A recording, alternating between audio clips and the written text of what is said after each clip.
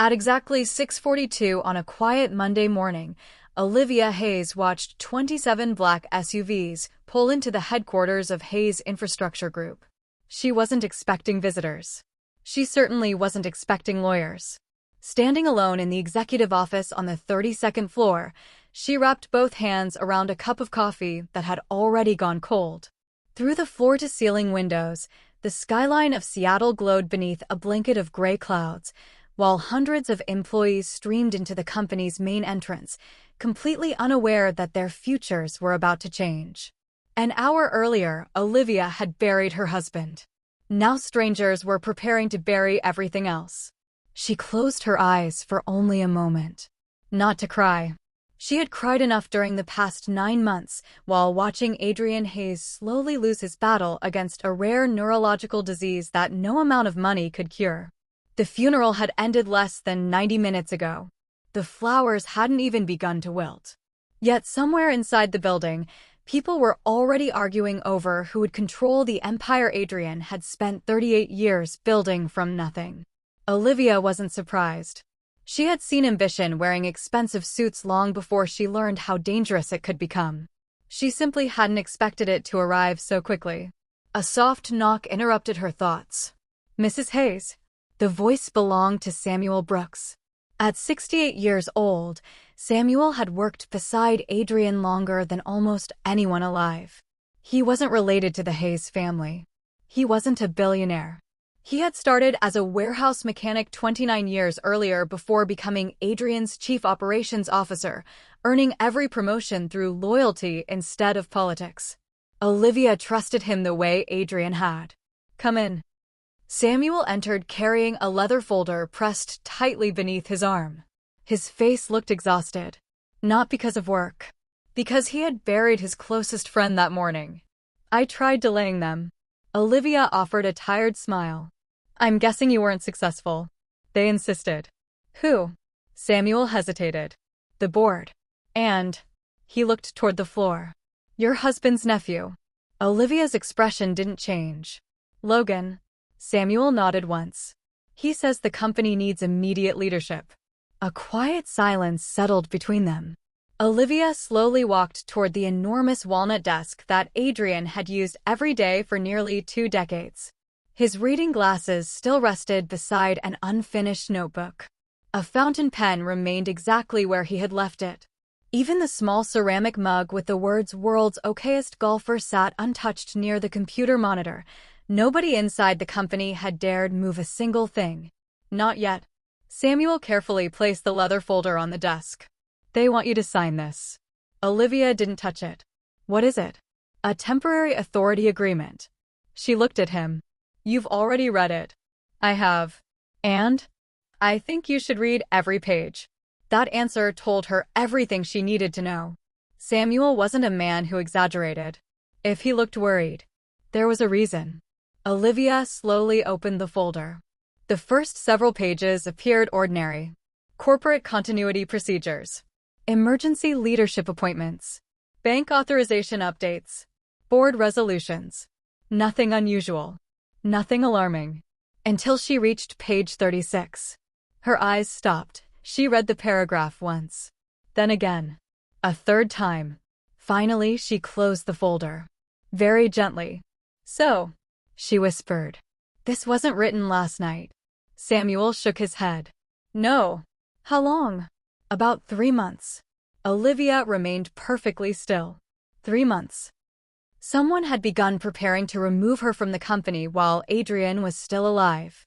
Before anyone had known whether he would recover. Before the doctors had delivered their final prognosis. Someone had already been planning for his death. That realization hurt far more than the document itself. She walked toward the window overlooking the city. Thousands of people hurried through the streets below, chasing meetings, buses, deadlines, and ordinary Monday routines. None of them knew that inside one office, loyalty had quietly become a commodity. Behind her, Samuel spoke carefully. Adrian suspected something. Olivia turned immediately. "What?" "He never told me everything." "What did he say?" Samuel took a slow breath. "About 6 months ago, he asked me a strange question." "What question?" he asked. Samuel paused, remembering the conversation exactly. Sam, if you discovered people smiling before your funeral was over, what would you do? Olivia felt a chill run through her body.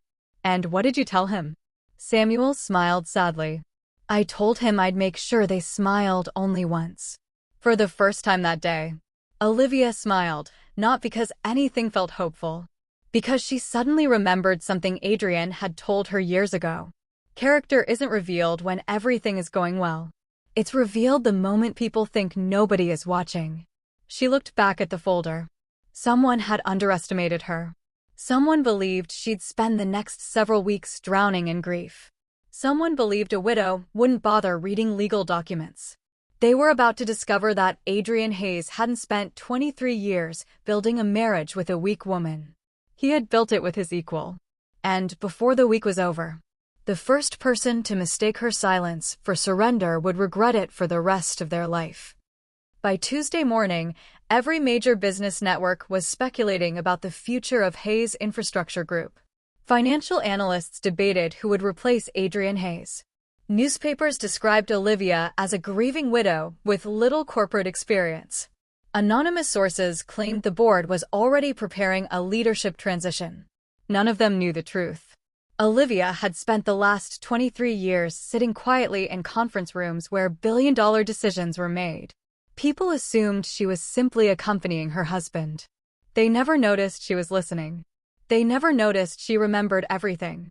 At exactly 9 o'clock, Olivia walked into the executive boardroom. The conversation stopped instantly. 12 directors sat around the long walnut table. At the far end sat Logan Hayes, 36 years old. Expensive Italian suit. Perfect haircut. Perfect smile. To anyone meeting him for the first time, he looked confident. To Olivia, he looked impatient. That told her more than words ever could. Good morning, everyone, she said calmly. A few directors nodded politely. Others avoided eye contact. Samuel quietly pulled out the chair that Adrian had always used. For a brief moment, Olivia looked at it. She remembered Adrian joking that it was the most uncomfortable chair in the building because everyone expected impossible answers from the person sitting there. Today, it felt even heavier. She sat down.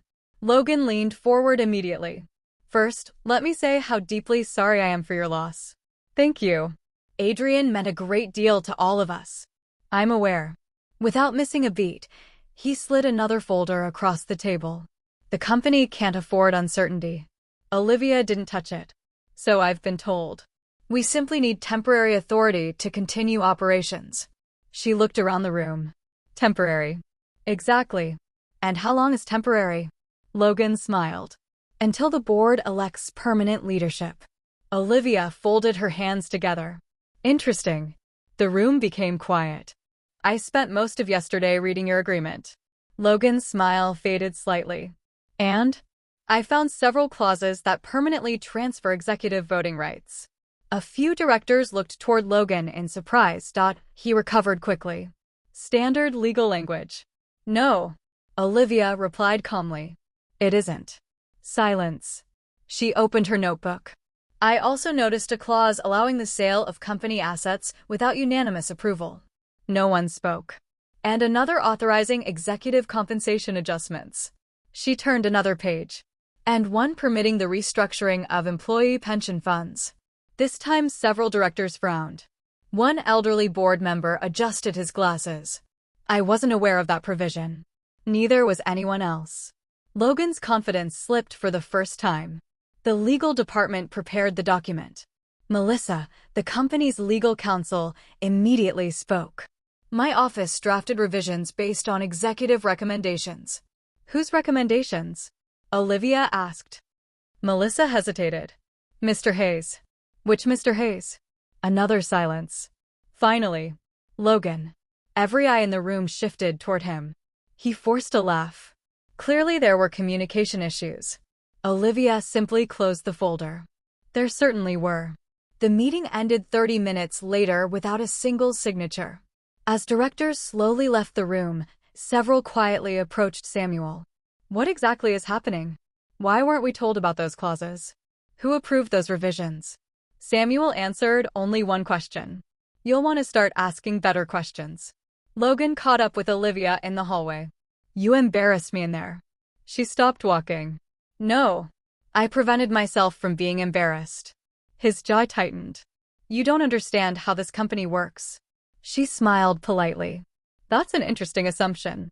You've never managed operations. No. I managed something much harder. And what's that? I managed Adrian. For the first time, Logan didn't have a response. That evening, Olivia drove somewhere she hadn't visited in years. A modest brick warehouse stood on the edge of the city. Its faded sign read, Warehouse Number 1. The company had started there decades earlier. 1 truck. 3 employees. No guarantees. Inside, the old loading docks remained exactly as Adrian had preserved them. He had refused to demolish the building after the company became successful. This place reminds us where we came from, he always said. An elderly janitor looked up as Olivia entered. His face brightened immediately. Mrs. Hayes. Good evening, Frank. Frank had worked there since the company's first year. He unlocked a small office near the back. I figured you'd come eventually. She smiled. So did Adrian.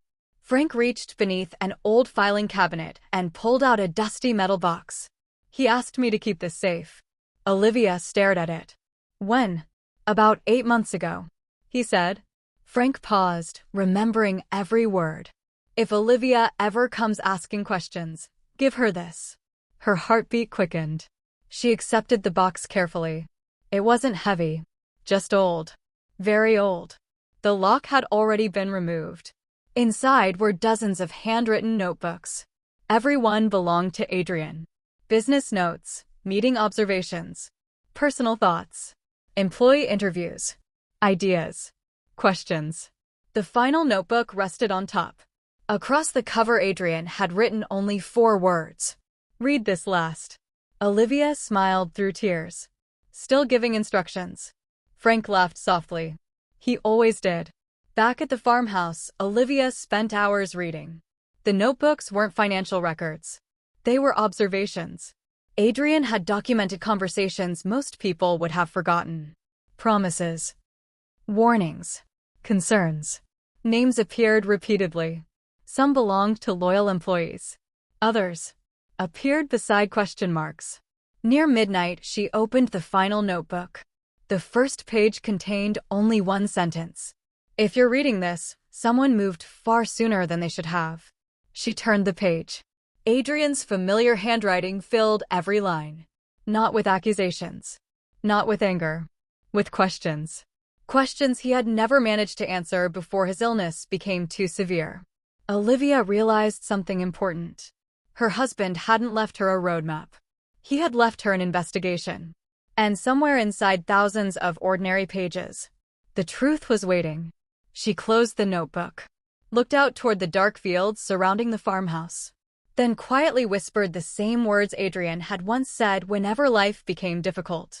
1 step at a time. She wasn't fighting for power. She wasn't fighting for money. She was fighting for the legacy of the man who had built something honest in a world where honesty had become increasingly rare. And she had a feeling someone inside Hayes Infrastructure Group was becoming very nervous. 3 days passed without another move from Logan. That, more than anything else, made Olivia uneasy. Men like Logan rarely stayed quiet unless they believed silence was working in their favor. So instead of waiting for the next attack, she decided to make the first move. Early Friday morning, she arrived at company headquarters before sunrise. The lobby was nearly empty except for a security guard who smiled the moment he recognized her. Good morning, Mrs. Hayes. Morning, Ben. She had learned long ago that the people most executives ignored often knew the most about a company. Receptionists, security officers, maintenance workers, drivers. They saw everything. As Ben signed her into the building, he hesitated. Can I ask you something? Of course, Mr. Hayes. He paused. I mean Adrian. He visited the night before he passed away. Olivia frowned. The night before? Ben nodded. He stayed until almost midnight. Was he alone? No. Who was with him? Ben glanced around the empty lobby before lowering his voice. Mr. Logan. A chill ran through Olivia. Are you sure? I signed them both in. Ben reached beneath the reception desk and opened a digital logbook. There. The screen showed two names. Adrian Hayes, 8:14 p.m. Logan Hayes, 8:16 p.m. Exit records told a different story. Logan Hayes, 9:02 p.m. Adrian Hayes, 11:47 p.m. Olivia stared at the timestamps. Adrian had stayed nearly 3 hours after Logan left. Why? Instead of going upstairs, Olivia headed for the company's archive room in the basement. Most executives had never been there. Rows upon rows of boxed files stretched across the climate-controlled storage area. At the far end stood Eleanor Briggs, 70 years old, company archivist. She had organized every corporate record for more than 3 decades. Eleanor. The elderly woman smiled warmly. I was wondering when you'd come. You were. She nodded. Adrian asked me to expect you. Olivia's heartbeat quickened. He did. He said one day you'd start asking questions. Eleanor unlocked a steel cabinet. From the top shelf, she removed a slim gray folder. This never became part of the official archives. Olivia accepted it carefully. Inside were copies of internal audit requests, expense reports, travel authorizations, and one handwritten note from Adrian. Review Project Falcon. She looked up. What's Project Falcon? Eleanor shook her head. It wasn't officially approved. Who worked on it? Only Adrian. No one else. He kept everything himself. Back in Adrian's office, Olivia opened the company's internal database. After several minutes of searching, nothing. No Project Falcon. No financial file. No investigation. No memo. It was as though the project had never existed. Someone had erased every digital trace. That wasn't ordinary. It was deliberate. Samuel knocked softly before entering. You look like you've found something. Actually, Olivia replied. I found something that's missing. She handed him the folder. Samuel read silently for several moments. His expression slowly changed. I remember this. You do. Not the name. But I remember Adrian asking for financial reports that didn't make sense. What kind? Subsidiary companies. Consulting invoices. Shipping contracts. He thought someone was moving money. Did he find proof? Samuel looked out the window. I don't think he had time. Meanwhile, across town, Logan sat inside an expensive downtown restaurant. Across from him sat Melissa Crane. Neither had touched their food. This isn't going according to plan, Melissa whispered. Logan rubbed his temples. She wasn't supposed to read the agreement. She did. Then she found the archive. Melissa looked genuinely nervous. What if she finds the notebooks? Logan stopped. You knew about those? I suspected. He leaned closer. If Adrian documented everything, he documented us. Neither spoke for nearly a minute. Finally, Melissa asked the question neither wanted to hear. Should we settle? Logan's answer came instantly. No. If we back away now, it'll look like we're guilty. What if we are? His eyes locked onto hers. Then we make sure she never proves it. Late that evening, Olivia returned home carrying another box from Adrian's office. Most people would have gone to sleep. She couldn't. Not until she understood why her husband had spent his final months quietly investigating his own company. As she sorted through old files, something slipped from between two folders. A photograph. It showed Adrian standing beside the very first company truck nearly 40 years earlier. Standing next to him was a younger Samuel. And another man. Olivia recognized the face immediately. Victor Lang, the company's former chief financial officer. He had retired suddenly 11 years earlier. Everyone believed it was for health reasons. On the back of the photograph, Adrian had written one sentence.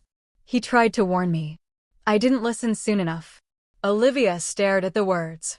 Who was Victor really trying to warn? And about whom? Before she could think further, her phone rang. Samuel. His voice sounded urgent. Olivia. What happened? I just got a call from Eleanor. What is it? Someone broke into the archive room tonight. Her stomach tightened. Were they after the Falcon file? Worse. They knew exactly which cabinet to open. Silence filled the line. Then Samuel spoke the words neither of them wanted to hear. We're no longer the only ones looking for Adrian's secrets. Olivia slowly looked toward the gray folder lying on her dining table. Whoever had broken into company headquarters had arrived only a few hours too late. And that meant one thing. The game had officially begun. Olivia didn't wait until morning. She drove straight to Samuel's house with the gray folder and Adrian's notebooks locked inside a small fireproof case. By the time she arrived, rain had begun falling across the city. Samuel opened the door before she even knocked. I knew you'd come. You sound like Adrian. Samuel smiled sadly. He usually knew what people were going to do before they did. They spread every document across Samuel's dining table. Invoices, audit requests, old photographs, handwritten notes. Nothing seemed to connect. Until Olivia opened the final notebook one last time. A folded envelope slipped from the back cover. Neither of them had noticed it before. Across the front, Adrian had written, "Open only after you've found the others." Inside was a flash drive. Samuel stared at it.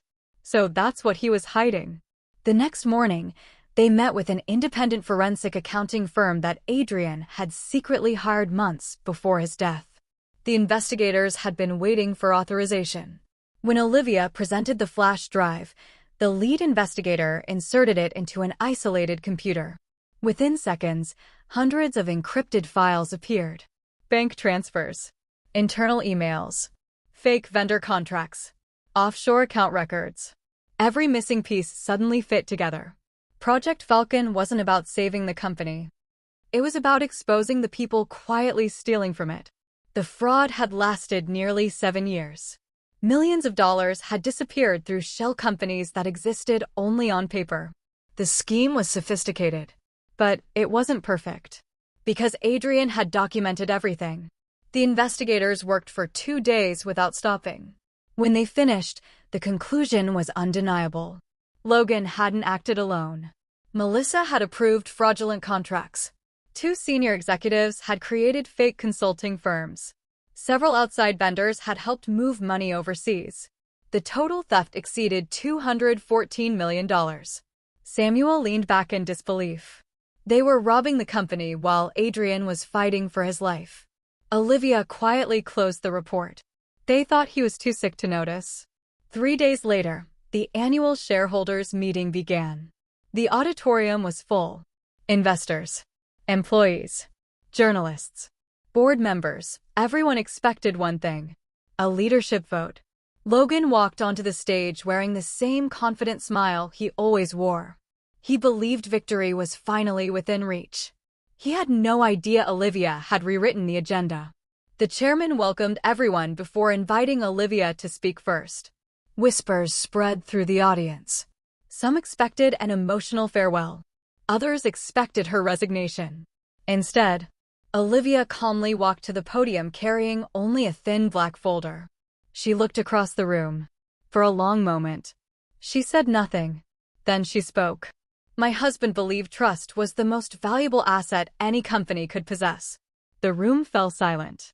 He also believed trust should be protected. She pressed a button on the presentation remote. The giant screen behind her lit up. One by one, bank transfers appeared. Corporate records, fake invoices, email chains. Every document carried official verification from independent investigators. The audience stopped breathing. Logan's smile disappeared. Melissa's face turned pale. No one moved. No one spoke. Olivia continued. Before Adrian passed away, he discovered someone was stealing from the people who built this company. She turned toward Logan.